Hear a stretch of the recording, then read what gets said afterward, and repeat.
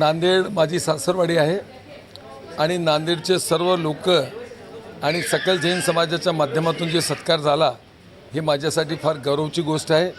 आणि या सत्कार समारोहामध्ये माझे सर्व प्रेम करणारे आणि या नांदेड जिल्ह्याचे राजकीय पक्षाचे सर्व प्रमुख उपस्थित होते।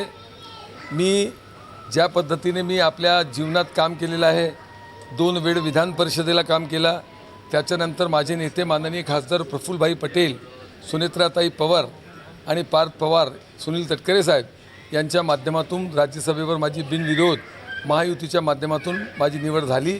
आणि पूर्ण नांदेडचे लोकांना, नांदेड जिल्ह्याचे जे माझे सर्व चाहनेवाले ते लोक आहे यांना फार खुशी आहे, म्हणून हे शानदार सत्कार समारोह इथे झाला।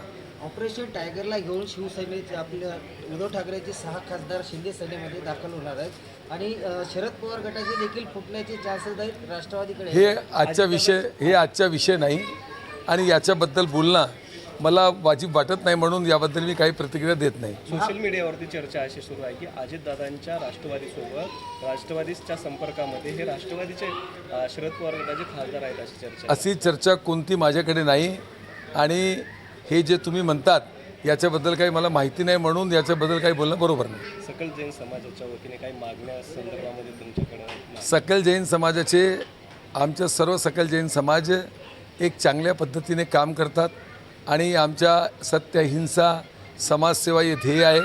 आणि आम्ही आमचे पूर्ण जैन समाजाचे जे सकल जैन समाज आहे यांची एक प्रमुख मागणी आहे की जे पूर्ण देशात सत्य अहिंसाच्या मार्गावर जैन संत, माताजी जैन संत जे लोक पदविहार करतात त्यांना बरेचसे प्रॉब्लेम येतात, मोठे मोठे ॲक्सिडेंट होऊन राहिले, त्यासाठी केंद्र सरकारकडून, राज्य सरकारकडून त्यांचं संरक्षण झालं पाहिजे।